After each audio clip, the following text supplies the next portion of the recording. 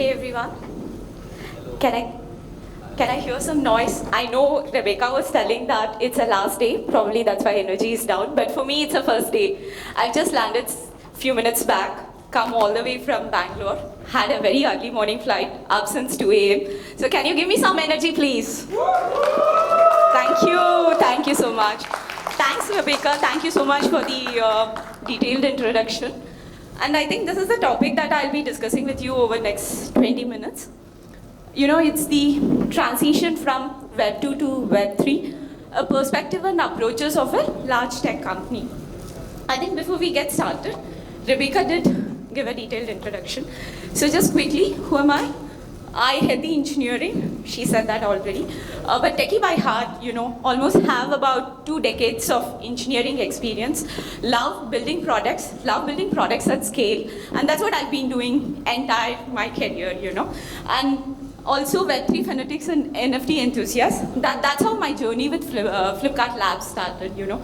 I was part of Flipkart search team. You know, I headed the search experience platform for Flipkart. If you have used Flipkart, and you have searched, everything that you see on the search result page, right? When, what, and how, that was managed by me and my team. And how the transition happened is somewhere around December 2021, started reading about Web3, NFT, wanted to understand why the whole world was going gaga over these JPEGs. Didn't even make sense, right? People talking millions of money making through JPEG, and started dwelling into what is a fuss all about? What is it? It's not even making sense. That's how my journey and knowing Web3 started, with getting into NFT and me personally doing NFT trading, going into rabbit hole and exploring all those things. And I got so crazy about it that you know, there's nothing other than Web3 I wanted to do at that point of my career. And that's when Flipkart was also looking into starting their Web3 journey, and that's how, you know, Labs happened for me. And I'm part of Labs now. I'm also a life coach, truly believe in the cause, really believe in bringing the best out of people, you know, unleashing and getting the best out of people. That's what I do in my free time. Book reader, have a 9-year-old son, love spending time with him, blessed with a beautiful family. So that's all about me. So a little about why I am here today, right? This is my beautiful team, fantastic team without whom I wouldn't have been here. You know, it's a moonshot factory, right? Anything that is emerging technology and innovation that Flipkart does, this is the team that works on it. And we are the innovation wing for Flipkart. And we work in the 3D AR and Web3 space. A little introduction about what we do. How many of you have used these experience on Flipkart? Anyone? Okay, not bad, couple of them. Okay, I see few hands. Probably I'll talk to you about the feedback. Okay, so we come in a journey phase of user where user almost knows what he wants, right? He's browsed, he's gone through the things, and now it's the final decision-making factor for him.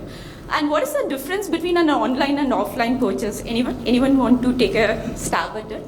What is it you miss shopping in offline that you cannot get in online?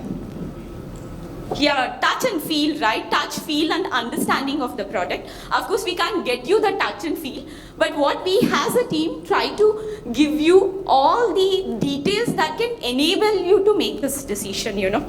That is where, you know, your AR comes in. You can see an object, how it looks like, or you can actually compare your phone with your current phone to see what is the thickness, what is the length, which can help you probably make that decision, right? And how your sofa looks at your place, or even the beauty thing, right? How does a particular shade look like? All of these come in that phase of journey where it can help user to make his or her decision, right? Similar, some of the other things that we have launched this year. I think this is, okay. You know, you can just look at the 3D image of a mobile phone. Similarly, understand different features, right? We call it hotspot, try-ons. And then we also had the flippers or metaverse with brands where you can go around the 3D spaces and make the decision. Very interesting aspect that we launched this year is also skin analyzer. Basically, you know, suggest problem based on analyzing your own skin type, and based on that what kind of product will suit you. And the last one is a very recent experiment that we are running. It's still under AB, called Design Your Space. We are using generative AI as a technology to do this. Basically what we ask user, you can see here, we ask user to take a pic, and then once he takes a pic, he can mask and say what is the product that he wants to replace, and then you can choose from the catalog and see how it looks in your space. We have piloted with fridge. We will be extending it to other categories very soon. So basically that's, apart from Web3, other things that I speak over the next course of 20 minutes. This is also what we do as labs. Okay. So today's agenda, I'll quickly run through. We will try and understand what is the current Web2 landscape, what is happening in the transition to the space, approaches, challenges, opportunities, and any key takeaway. And if you have any questions, we'll be happy to take.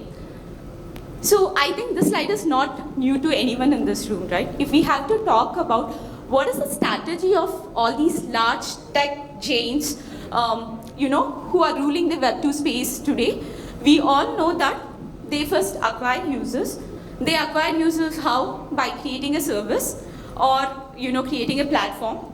And then users, take one or the other form of their services. It can be in terms of content creation, it could be e-commerce platform, it could be your drives, or it could be your food delivery, all various other things, and they bring in the user, and once they bring in the user and they start using it, then they start collecting data. Through data, they get user insights.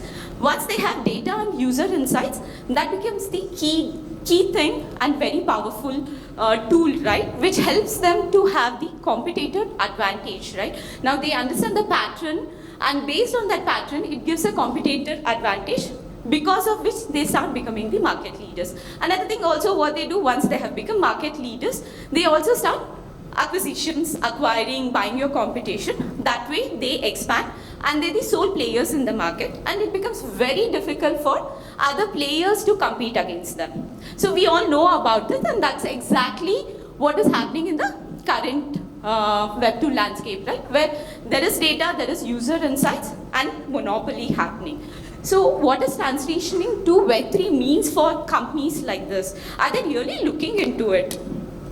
Probably the answer is yes or no, right? Like initially they thought probably Web3 is a concept, something very far future, not something that they have to take immediate actions or steps, right? That was the thought with which it got started. But there were a lot of things that was also playing at the same time. Example, you have seen a lot of, we spoke about data being the key thing, right? User insights being the key thing. So there's a lot of data breaches that started happening around these companies, right? You can see Meta a year or 2 years back had about 500 million users data breached. Alexa had data breach. Every of these tech giants have their data breaching. One side data breaching was happening. The other side, they were also using this user insights, right?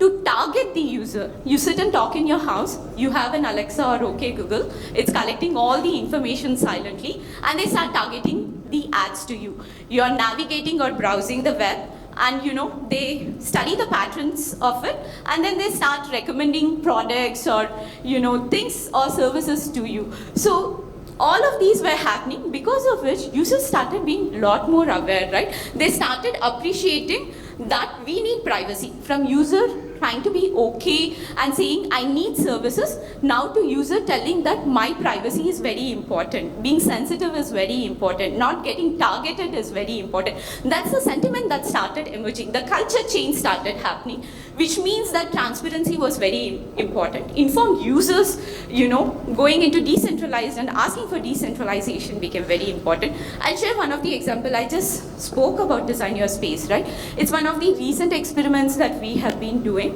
You saw that user could select the living room, pick off their living room, do all those activities, and towards end, we gave an option for a user to save the space with an intention that you can come back and you don't have to start your journey from beginning, right? You have the context, use the context to build or shop again, right? But when we were doing the user research or, talking to customers and having customer survey, there were a lot of questions asked by user, right? Why should I be saving my living room and giving that information to Flipkart? How are you using this data?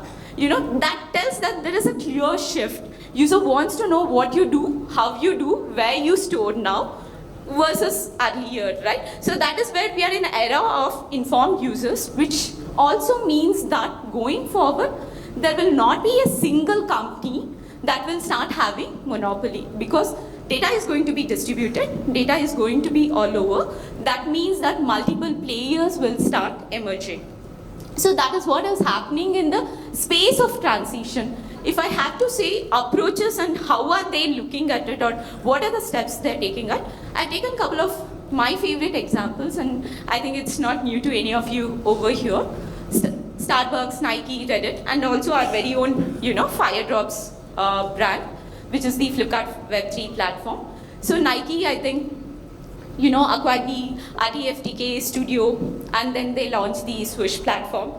Then let's go in little detail about understanding what Reddit and Starbucks did, and what is our takeaway from these use cases, right? Reddit is not new, been there for a long time. It's a community, and the more you're involved in the community, you will get your karma points. But very recently, they launched their collectibles. Interesting choice of words. They didn't call it NFT, though it's a digital asset, which is nothing but NFT. They call it collectible avatars, right? You can use a profile picture, and then you can share it over any of the social platforms, right? They didn't restrict for their own platform. You can use it across the platforms. That is what one key thing they bought it. And definitely, you can see the numbers, very impressive numbers. They were able to really target about 2.5 million wallets, so much of million in sales. The other key thing, I think, as part of Reddit strategy, what they did was, opening up for other than crypto users, right? Crypto and wallet integration and usage in itself is not easy, and it is not consumed by everyone at this point of time. So what they did is that you can use a cash payment and buy your Reddit. That was an interesting strategy they did. And the third thing what they also did is, earlier I think they made it like privilege. Only people owning certain karma points could actually go and access their avatars. And that was getting on OpenSea. Anything that comes free, we all know we don't appreciate it, right? That is where it was at 0.02 or something like that getting traded, and very least value, not much value generation for the users or for the company. So what they even improvised is making it exclusive. How did they make it exclusive? They partnered with their own artists on the platform and artists across the world, and started launching unique collectibles, avatars, using these artists, right? And that's where, you can see all the sales, beautiful number going up. Then Starbucks, I mean, this definitely is close to heart because I'm a coffee lover. Any coffee lovers in the room? You all know what it means then. Okay, so Starbucks reward platform is something that's existed for decades again, right? It's always been there, and people use it. But with the launch of Odyssey platform, I think what they try to do is they try to bring in two things, right? One is the journey stamps, and then the points, right? Points can be tradable points can be exchanged for your free coffees, can be exchanged for your merch and immersive experiences, and stamps were tradable, right? But what do you learn from this? A very important point, if you notice, again, very impressive numbers, right? 1 million in sales, and people really look up to these Odyssey stamps and they want to collect, and all those things. Launched waitlist, and in 20 minutes they were sold out and all those things. But what is interesting is they had a loyalty program. They didn't replace a loyalty program, but they complemented their existing loyalty program to Web3, which is a complementary but not a replacement. So what you can take away from this is, probably Web3 is not there to replace at this point of time. It is there to complement your existing systems and create more value to the user. So that is the takeaway I would leave you with. Now next, going to my favorite thing. This is what we worked in and out. How did Flipkart adapt to it, right? So in May, we started thinking of getting into Web3, last year May, and then we said that we first wanted to experiment the concepts and understand. It was all about understanding and experimenting, and that is what last 6 months of last year was focused on, right? So we first partnered with Nothing here, you can see here, we first partnered with Nothing. And what we saw was 70% of the dots globally of Nothing was claimed around fire drops alone, right? And then we said, okay, let's do something else. And for Big Billion Day, we, experimented with treasure hunt. We gamified, user would come, take certain questions in a gamified manner and answer, different brands launching different things. And then we saw in period of 7 days, our 200K NFT was minted, right? And then for Diwali sale, we said we will go a little larger than life, right? We will create an immersive experience. Challenge of immersive experience at that scale is like when you're doing metaverse, you can't ask user to download such heavy files. So it has to be streamed somewhere. If it has to be streamed somewhere, then per user you need to create instance, which is very, very expensive, right, per thing. But we managed certain optimization and we did about 20,000 hours of Flipverse. We streamed about 20,000 hours over 6 days and 72K NFT was claimed. And then this year we also did Women Pass, Student Pass, targeting the discounts for women or students, right? So if you see, these are the learnings. When we launched Nothing NFT, utility trumps anything, right? That is what we learned. When we did treasure hunt, we said gamification leads to a lot more engagement. When we did metaverse, what we learned is metaverse, you can see here, the user would enter into a gender neutral avatar and then, go into that incubation center because he's traveled through space, he or she has traveled through space, and then obtains the person's avatar and then, goes around getting NFTs and discounts and all those things. So whoever claimed the avatars, they spent about 6x more time on the platform. What it means that there is a lot more engagement on the platform. Engagement eventually can result in high intent users, right? And then what we learned through this was that whenever you just give rewards, it may not mean to the user, but when you personalize or target the rewards to the right users, you see a lot more benefit. This is what we did. And then coming back to challenges, right? What are these challenges? This may not hold true to a lot of startups, but when it is a large tech Web2 companies, right? Biggest problem would be, I will say, has educating and aligning the stakeholders. What do I mean by that? And why do I say that has the biggest problem? See, because you have already large user base, you're not thinking of a couple of hundreds, right? You're talking about millions. Flipkart, we have about 450 millions of users on the platform who use day in and out our platform. So basically, the concept like this was or is never tested at that scale. You don't have a use case to test at that scale, A. And then there are existing systems, right? So is it a replacement of those systems? How is it going to play? These are the kind of questions that typically your stakeholders will have, right? So that is where education and letting them know what is it, aligning your stakeholders becomes the biggest challenge, right? And once you do that, I would say it is legal, right? And legal also comes in picture on the space, right? Geographical location where you're operating from. In a space like India where I wouldn't say there are no hard guidelines. There are some guidelines, but they're not very definitive, right? So what you need to do is, you need to probably take those guidelines, whatever exists, then interpret and then work under those realms, legal realms you will have to do. So you will need a lot of legal assistance and also aligning your own legal teams or, external agencies who could help you with that, right? So that you're aligned with legal and regulations. Then comes the important thing. Why, right? I think it's not new. If a lot of you are from startups, you understand and you start with this question, right? Understanding why you're doing and what kind of experiments you want to do. You don't want to do something because someone is done. What is your intent? Whom are you targeting? What is the value you're trying to create? That becomes a most important thing. And also understanding what kind of competition you have in this space, right? These are the major things that will lead into you taking further steps. So that's where I called it as challenges. So let's take all of these aspects, and I'll take the use case of FireDrop itself, and I'll help you understand how did we navigate these concepts, right? We took all these concepts and how we navigated to create what we created today. So one of the why, I was talking about why for us was very clear, right? We want to serve millions of users, create value, bring them on chain. So that was our why.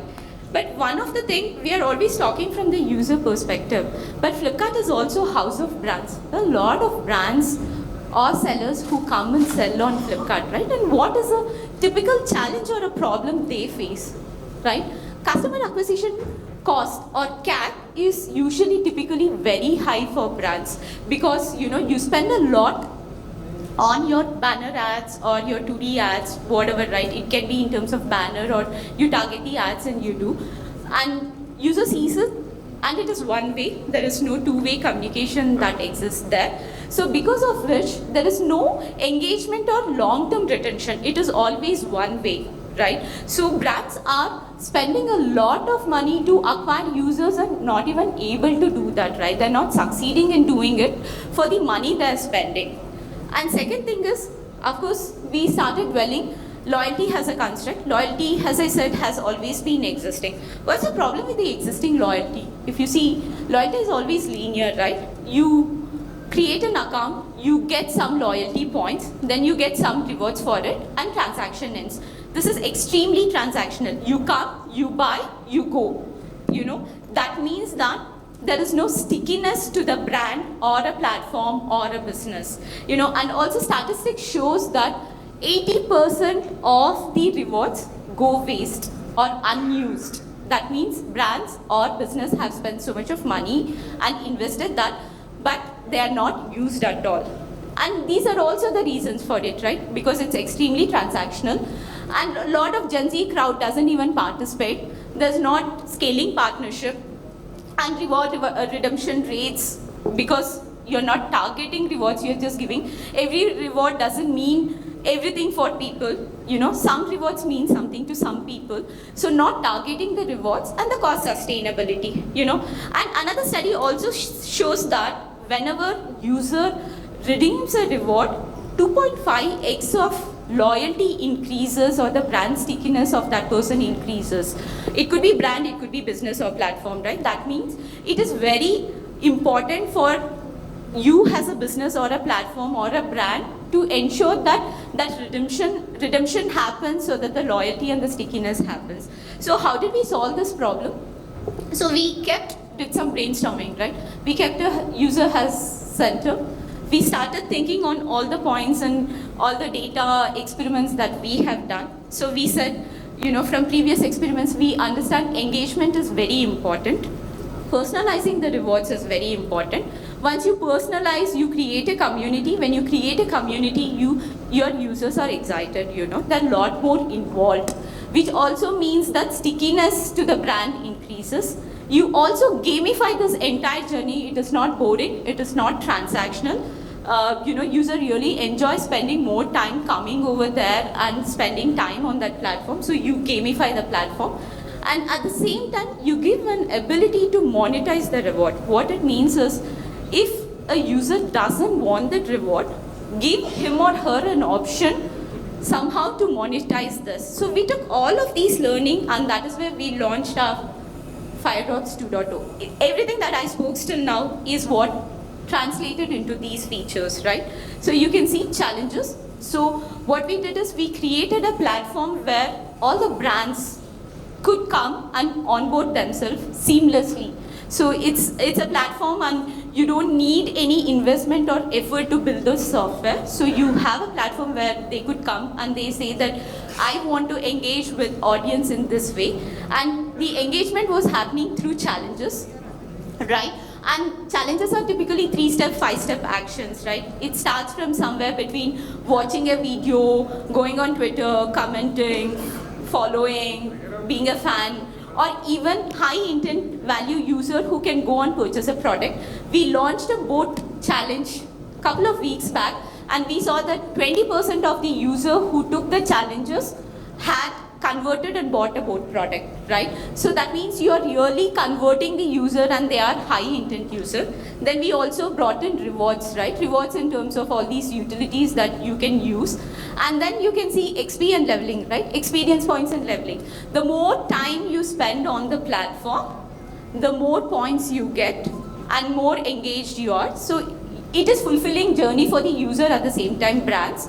And last part, which is work in progress and very soon we will be launching, is our marketplace, right? Where you can go and sell your rewards that you don't want, right? Probably you have an offer for Apple and now you're not looking at purchasing any Apple phone. So you go and put it on a marketplace and there's someone else who wants to buy that product.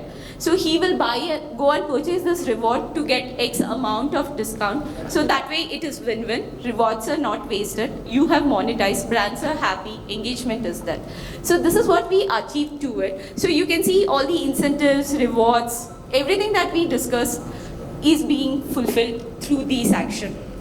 So if I have to leave you with the entire presentation that I spoke till now, is this takeaway, right? What is it going to get you to build a Web3 product or, create value having millions of users? That is, first don't worry about jargons, right? For user, it is never about jargons, it's never about technology. It is never about the underneath complexity. For user, it is always about what is the value user gets. How simple and easy it is. That means that how well can you abstract your systems. Let me show you one example, what we did, very, very high level architecture. I cannot go into details, so I've just put in a high level architecture to make you understand this, right?